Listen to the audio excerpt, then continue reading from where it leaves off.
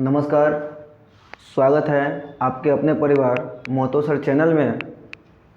बहुत सारे बच्चे बता रहे थे कि साइंस का टॉपिक्स भी आप लेकर आया कीजिए, तो इसी पे हम लोग साइंस का टॉपिक्स लेके आए हैं। ग्रेविटेशनल फोर्स होता है वो क्या होता है ना, इसके बारे में चर्चा करेंगे और इसका एक एक कॉन्सेप्ट बताऊंगा, आप आसानी से समझ सकते हैं। ठीक है, तो चलिए स्टार्ट करते हैं।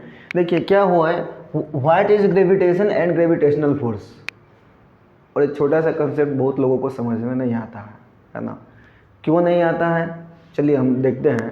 देखिए ग्रेविटेशनल फोर्स वह फोर्स होता है ना, ग्रेविटेशनल वह फोर्स होता है जिस फोर्स के कारण पृथ्वी किसी वस्तु को अपने तरफ क्या करती है, आकर्षित करती है, खींचती है।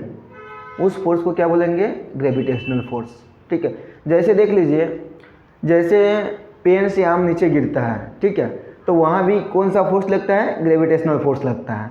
ठीक है, या हम ये देखिए मार्कर है, इसको हम ऊपर फेंकते हैं फिर नीचे आया, यहाँ पे जो भी फोर्स लगता है वो भी क्या है, ग्रेविटेशनल फोर्स होता है। ठीक है, तो ग्रेविटेशनल फोर्स वह फोर्स होता है जिस फोर्स से पृथ्वी किसी वस्तु को अपने तरफ खींचती है, उस फोर्स को क्या बोलते हैं, ग्रेविटेशनल फोर्स। आप इंग्लिश में समझिए, यहाँ पे देख लीजिए क्या, the force with which earth pulls everything towards itself. मतलब क्या, पृथ्वी किसी भी वस्तु को अपनी तरफ खींचती है जिस फोर्स के कारण, इस कॉल्ड ग्रेविटेशनल फोर्स और ग्रेविटी, उसी को क्या बोलते हैं, ग्रेविटेशनल फोर्स या ग्रेविटी बोलते हैं। अब देखिए यहाँ पे क्या है, due to gravitational force, gravitational force के कारण क्या क्या होता है, ग्रेविटेशनल फोर्स की वजह से all object falls down when raised from the height. हम कोई भी चीज़ ऊंचे पे है और वस्तु को हम छोड़ेंगे, उसकी वजह से क्या होता है, वो नीचे आता है।